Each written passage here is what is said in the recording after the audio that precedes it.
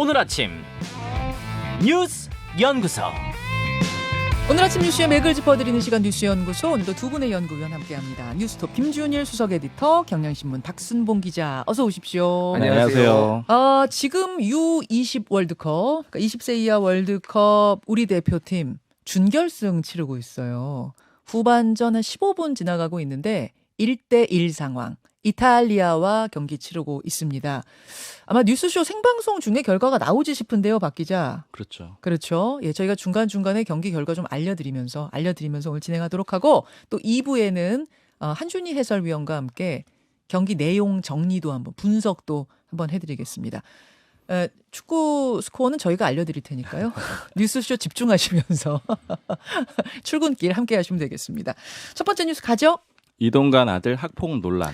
방통위원장으로 지금 내정됐다고 알려진, 내정이 된 건 아닙니다만 물망에 올라 있는 이동관 전 수석, 현 특보 아들 학폭 논란이 계속 커지는 가운데 어제 입장문을 냈습니다. 맞습니다. 민주당이 일단 이동관 특보의 아들 학폭 문제를 제기하면서 내정 철회하라 이렇게 압박을 하고 있거든요. 민주당의 강두구 의원이 어제 기자회견을 했습니다. 그러니까 내용을 먼저 요약해 보면은 학폭 내용도 굉장히 심각하고, 그 다음에 학폭위가 열리지가 않았는데 이 과정에 이동관 특보의 압박이 있었다, 이런 주장이에요. 그리고 표현을 이렇게 했습니다. 제2의 정순신이다. 피해 학생 진술서 내용을 공개를 했거든요. 예. 근데 사실 이 내용은 2015년 국감 때 이미 공개가 됐던 내용입니다. 다시 한번 공개를 한 건데요. 2011년 이동관 특보 아들이 하나고 1학년 다닐 때였는데, 이 진술서는 2명이 작성을 했고요. 이 진술서대로라면은 이제 총 피해자는 4명이 있습니다. 피해자 4명. 내용을 전해드리면은 공부에 방해된다고 머리를 책상에 300번 부딪히게 했다. 복싱 헬스를 배운 다음에 연습 삼아서 이제 친구를 팔과 옆구리를 여러 번 때렸다. 침대에 눕혀서 밟았다. 또 이유 없이 일주일에 2-3번 때렸다. 또 손톱을 깎아가지고 침대에 뿌렸다. 그리고 또 한 친구랑 싸우라고 시켜서 거부했는데, 그랬더니 그럼 둘 다 맞아야겠네 하고 때렸다. 이런 내용들이 들어있습니다. 그러니까 이 하나고가 기숙사 생활을 한 학교인 거죠. 맞습니다. 지난번 정순신 후보자 같은 경우에도 민사고 역시 기숙사 생활을 하는 곳이고, 그렇죠. 같이 네. 이제 생활하는 가운데 이런 일이 벌어졌다는 건데, 요 내용이 하나 있었고요. 네, 그리고 이제 부모들의 압박이 있었다라는 이 주장도 있었어요. 네. 학폭위가 안 열렸는데 이동관 특보가 학교에 전화를 걸어가지고 압박을 가했다. 이사장한테 압박을 가했다, 이렇게 표현을 했고요. 그다음에 이 특보의 부인이 학교를 찾아가서 학폭위를 열자고 한 교사들이 있거든요. 그 명단을 제출하라, 이렇게 압박했다라는 의혹을 제기를 했습니다. 이 특보는 입장문 내서 반박을 했는데, 이제 이 입장문도 대통령실에서 기자들한테 배포를 했어요. 자, 어제 입장문을 이동관 특보가 배포했습니다. 어떤 내용이 담겨 있습니까? 네, 짧게 요약하면은 그 진술서 공식적인 거 아니다. 소문까지 다 적은 거다. 그러니까 교사가 좀 일방적으로 적었다, 이렇게 보고 있는 거고요. 소문까지 적힌 거다. 네, 그리고 한 학생하고 다툼이 있었지만 일방적인 거는 아니었다. 그리고 지금은 피해자랑 화해했다. 잘 지내고 있다. 그리고 압박가한 건 없다. 이사장한테 전화했던 거는 상황 파악하려고 한 거다. 이렇게 입장을 밝혔습니다. 지금 내용들을 이제 지금 과정들이 다 이례적이거든요. 그래가지고 이게 왜 이례적이냐면은 대통령실이 공식적으로 내정을 안 했는데 내정됐다는 사실이 다 알려져 있고요. 예. 이미 공식화돼 있잖아요. 그리고 또 민주당은 그걸 가지고 철회하라고 하고 있는데, 이 입장문을 내는 창구도 대통령실이었다라는 것도 꽤 이례적인 거고요. 그래서 저도 이제 분위기를 좀, 내용들을 좀 종합적으로, 여건 종합적으로 들어봤더니 네. 일단 상황은 이렇게 볼 수가 있을 것 같아요. 이동관 특보 내정은 확정이고 내정은 시킬 확정. 생각도 좀 명확하다, 굉장히. 그러니까 일단 대통령이 이동관 특보에 대해서 신뢰가 굉장히 크다, 이게 일반적으로 나오는 얘기들이고요. 대외협력 특보인데 주기적으로 대통령을 직접 만난다 그래요. 그래서 만나서 다음 약속 잡아서 또 만나고 이렇게 하는 과정들이 쭉 이어져 왔고, 그리고 얘기들 나오는 게 지금 동아일보 출신들이 정부에서 굉장히 약진을 했거든요. 뭐 예를 들어서 문체부 차관보, 그다음에 대통령실 정책조정비서관, 이런 사람들이 지금 동아일보 출신인데 예. 이게 이동관 특보의 힘이다, 이런 얘기들이 여권에서 나오고 있습니다. 그래서 시키는 거는 좀 명확해 보이고, 근데 다만 아까 이 이례적이라고 했던 상황, 그러니까 내정을 안 했는데 내정했다는 사실이 다 알려진 이런 네. 상황들은 제2의 정순신 사태를 안 맡겠다라는 그런 좀 의지가 발현된 걸로 보고 있어요. 그러니까 예전에 그 정순신 국가수사본부장을 임명했다가 학폭 논란으로 굉장히 크게 되었던 거예요. 특히 이제 그때 나왔던 얘기들이 이게 너무 아프다라고 했었거든요. 왜냐하면 윤 대통령 한 장관하고도 이제 검사 출신이라서 연결이 돼 있고 네. 이게 뭐 검사들은 기득권이다 이런 이미지가 부각이 돼서 부담스럽고 게다가 또 법무부 문제도 있잖아요. 인사정보관리단. 네. 그래서 이번에는 내정은 안 하고 미리 분위기를 좀 떠보는 그런 분위기인 거예요. 아, 그러니까 그때처럼 타격을 받지 않기 위해서 일단 내정으로 확정은 아니지만 사실상 내전된 상태에서 이런 의혹이 돌아가는 것들에 대해 해명도 하고 수습도 해보고 뭐 이렇게 가는 것이다. 맞습니다. 그래서 이제 여권 관계자 표현을 좀 전해드리면 명확한데 이렇게 얘기하더라고요. 웬만하면 하여간 할 건데 그러나 너무 여론이 안 좋을 경우를 대비해서 이제 미리 좀 보고 있다 이렇게 얘기를 합니다. 그리고 여권에서 이번 주 초에 이미 이동관 특보 이 학폭 논란에 대해서 설명 자료 같은 걸 좀 기자들한테 공유를 했었거든요. 네네. 그러니까 그것도 이제 이 여론전을 펼친다라고 볼 수가 있는데 이제 대응의 초점은 이겁니다. 그러니까 예전에 정순신 건하고는 다르다. 피해자랑 화해했고 부모가 개입한 건 없다. 이게 첫 번째 포인트고 그다음에 이념 전이랄까요? 이런 것도 일종의 좀 껴 있는데 이념이요. 네, 이 문제를 폭로한 이 교사가 이재명 캠프에서 일한 적 있고 또 경기도 교육정책관으로 일했고 또 열린민주당 보좌관으로 활동했다 이런 내용들을 좀 알리고 있습니다. 자, 이렇게 돌아가고 있는 상황. 김준일 수석 에디터는 어떤 점에 주목하세요? 일단 어제 이동관 특보 이제 해명한 것들 중심으로 좀 말씀을 드릴게요. 일단 지금 언론이나 이런 데서 좀 막 헷갈리게 나오는 부분들이 있어요. 어떤 거요? 뭐가 있냐면은 이 학폭은 2011년에 예. 발생했는데요. 예. 이게 하나고에 문제가 된 거는 2012년 2월이에요. 12년 2월. 예, 예, 예. 11년은 1학년 때고. 예, 예. 그렇죠? 문제가 된 건 2학년 때고. 2학년 때 이제 이게 공론화가 돼가지고 여기 문제가 됐는데 지금 학폭위가 뭐 그때 제도가 있었네 없었네 가지고 이를테면 여권에서도 예. 학폭위가 없었는데 어떻게 여냐 뭐 이런 주장하시는 분들이 있는데 2012년 1월에 이명박 정부에서 학폭위를 무조건 열도록 제도를 바꿉니다. 그리고 2월에 이게 벌어진 거니까 이거는 학폭위는 무조건 열었어야 돼요. 그러니까. 이 부분에 대해서 이동관 특보는 이제 해명문에다 이렇게 썼더라고요.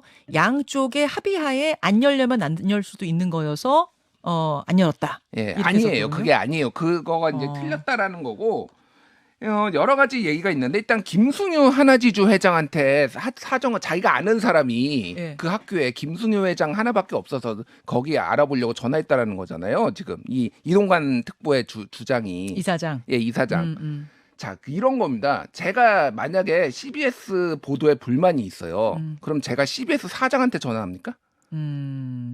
그러니까 이게 말이 안 되는 거예요. 불만이 아니라 그러니까 CBS의 상황을 알아보고 싶어서 네. 알아보고 싶었다 돌아가는 상황. 그렇다고 사장한테 직접 하겠는가 그 말이에요. 그러니까 그럼 그 기자한테 전화를 해야죠. 이것도 당연히 담임 뭐 많이 네. 양보를 해도 교장한테 전화하는 게 맞죠. 하나금융 그러니까 그 김승유 이사장은 이명박 대통령하고 그 고려대학교 73학번 고대 경영학과 동기고 그때 실세였고 그 금융권 인사예요. 그러니까 네. 이거에 대해서 전화하면 알 수가 없는 거예요. 그러니까 이분도 알아봐야 되는 거예요. 그러니까 여러분, 그러니까 하나고등학교가 예. 하나금융그룹에서 세운 학교라는 배경 지식이 좀 있어야 돼요. 예. 그러니까 여기에 전화를 했다라는 거는 청탁을 했다라는 거죠. 그러니까 이건 정황상으로 그렇게 볼 수밖에 없는 거죠. 그러니까 이 부분에 있어서 그래서 그때 이제 뭐 MBC 탐사기획 2019년에 스트레이트 나왔던 것도 김승효 학폭 처리 학기 말까지만 다니게 해달라라고 하니까 김승효 회장이 알아볼게 뭐 이런 게 했다라는 게 지금 이제 2019년 보도에 나와 있거든요.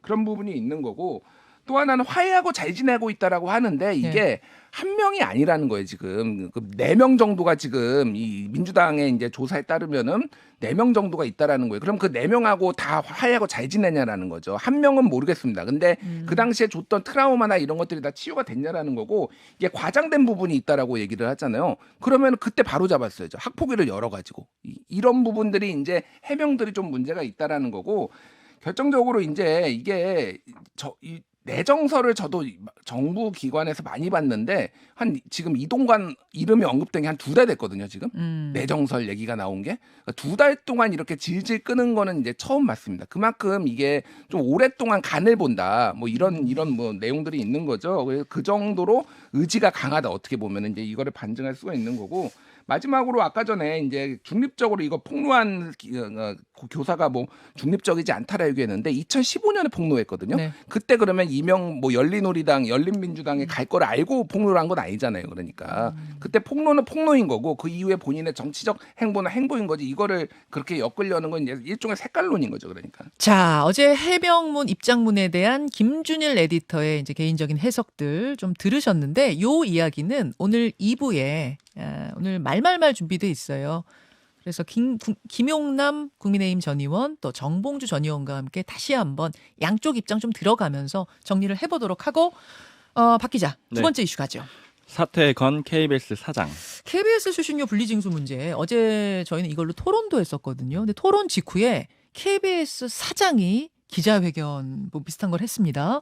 그러면서 내가 전임 정부에서 임명된 것이 문제라면 그래서 이렇게 분리징수하려고 하는 거라면 내가 사퇴하겠다 이런 말을 했죠. 네, 그렇게 일종의 거래를 제안을 했는데 대통령실은 거부했습니다. 요 사장 교체, 그러니까 경영진 교체랑 분리징수는 관계가 없다. 계속 추진하겠다 이런 입장을 내놨고요.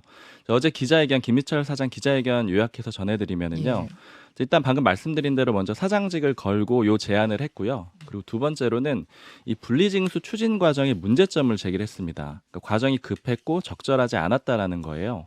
대통령실이 근거로 삼고 있는 게 국민 제안, 요 온라인 투표거든요. 거기서 이걸로 97%가 분리징수 찬성했다는 거죠. 맞습니다. 예. 5만 8천 명이 투표를 했고 말씀하신 수치로 거의 압도적으로 찬성을 했는데 이렇게 결정하는 과정에 KBS, 이 주체인 KBS 의견도 안 들었다. 그러니까 이렇게 하지 말고 KBS도 논의 과정에 끼어달라 이렇게 제안을 했습니다. 그래서 협의체를 구성하자라고 했거든요. 방통위 산업부 같이 KBS 껴가지고 논의를 다시 해보자 이렇게 얘기를 했습니다. 네. 그리고 사장이 대통령 면담도 요청을 했고요. 그리고 만약에 분리징수를 하게 되면은 수신료가 적게 들어올 텐데 그걸 만회할 방법은 없다라고도 표현을 했습니다.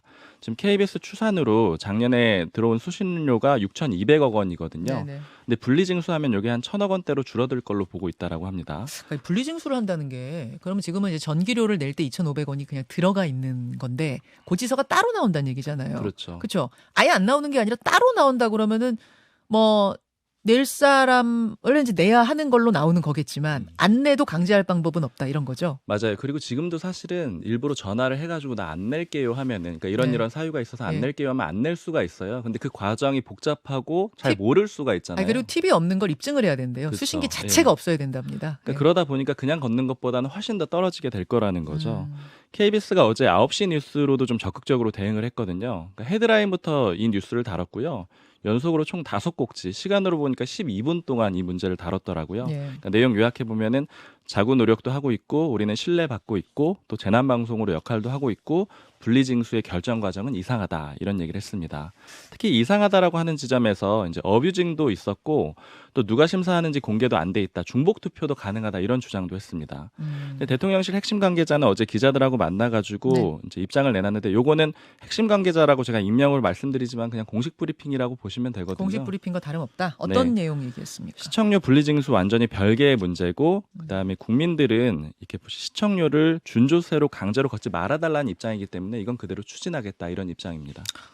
참 황당하고 뭐라 표현했더라고요. 황당하고 뜬금없는 사람 아닌가라는 말이 대통령실에서 나왔다 그래요. 그 김희철 사장 방만 경영 때문에 분리징수하겠다는데 왜 갑자기 뭐 전 정권 임명된 내가 나가겠다라고 하는 것이냐 이런 이야기가 나왔다는 게 지금 대통령실 분위기더라고요. 예, 뭐 김희철 사장 입장에서는 그러니까 그러니까 KBS 사장 청문회부터 해가지고 국민의힘에서 한 뭐 10번도 넘게 계속 사퇴하라 뭐 이런 이제 배경들이 있었던 거죠. 그러니까 이제 편향성 얘기를 계속 하니까 이거가 지금 분리징수 얘기를 하는 게 그거랑 이제 무관하지 않다. 그리고 그 KBS 안에서도 이제 보수 진영에서 지금 계속 사퇴 얘기가 나오고 있어요. 오래전부터. 그러니까 KBS 정상화를 위해서 결단을 내려야 된다. 그리고 어저께 KBS 이사회 이사 보수 성향의 4명이 같이 사퇴하자 뭐 이런 예. 기자회견까지 했어요. 예. 뭐 이런 맥락들이 있는 거죠. 그래서 뭐 이거는 어제 이제 저기 뉴스쇼에서 이제 이거 토론도 했잖아요. 네, 어제. 토론했어요. 예. 그래서 뭐 분리징수를 할 수도 있고 안 할 수도 있고 뭐 여러 가지 관점들이 있는데 저는 중요한 게 이제 과정이라는 겁니다. 이게 왜냐하면은 이게 지금 그 대통령실 홈페이지 국민제안 홈페이지를 통해서 이게 이제 투표가 온라인 투표가 있었던 예, 예. 거잖아요. 그래서 97% 5만 8천 명이. 근데 이게 그러니까 이런 사안은 사실은 공론조사가 필요한 거예요. 그러니까 예를 들면 선거법 제도 개편해가지고 공론조사했잖아요. 네. 대표적으로 예를 들면 국회의원 숫자 줄여야 된다라는 게 원래 여론이 높았는데 공론조사를 하니까 유지하거나 늘려야 된다라는 거예요. 그런 여론이 나온 거죠. 이런 것도 사실은 공론조사를 해야 되는데 이런 식으로 되면 공론조사가 다른 점은 그러면 어떤 뭐 지역별, 성별 다 이런 걸 배려해서 감안해서 조사하는 거예요. 정확한 거는 충분한 정보가 주어져서 이게 어떤 장점이 있고 단점이 있고 알려주고. 해외에서는 어떻게 하고 그래서 이런 부분들을 개편을 하자라는 거가 KBS 수신료를 인상할 것인지 말 것인지 분리징수할 것인지 말 것인지 예를 들면은 해외에서는 아예 KBS 뭐 독일이나 스위스 같은 경우에는 TV 수상기 자체가 없어도 지금 수신료를 부과하고 있거든요. 뭐 이런 식의 이제 다양한 방식들이 있어요. 그리고 이탈리아는 원래 분리징수하다가 통합징수 지금 하고 있어요. 분리징수랑 예, 예. 통합징수가 전 세계적으로 보면 반반이라고 그러더라고요. 공영방송. 그러니까 뭐 여러 하여간 중요한 거는 이거를 이런 식으로 온라인 투표를 하는 게 맞는 거냐라는 네. 거고 또 하나는 지금 대통령실에서 집시법을 지금 개정하겠다라는 거예요. 이것도 똑같은 방식으로 하는 거거든요. 온라인에서 설문조에서 투표 이것도 역시 똑같은 방식으로 하려면 공론조사를 해야 되는 거예요. 그러니까. 예. 절차의 문제 지적을 해주셨어요. 여기까지 오늘 뉴스연구소 보겠습니다. 두 분 수고하셨습니다. 감사합니다. 김현정의 뉴스쇼는 시청자 여러분의 참여를 기다립니다. 구독과 좋아요, 댓글 잊지 않으셨죠? 알림 설정을 해두시면 평일 아침 7시 20분 실시간 라이브도 참여하실 수 있습니다.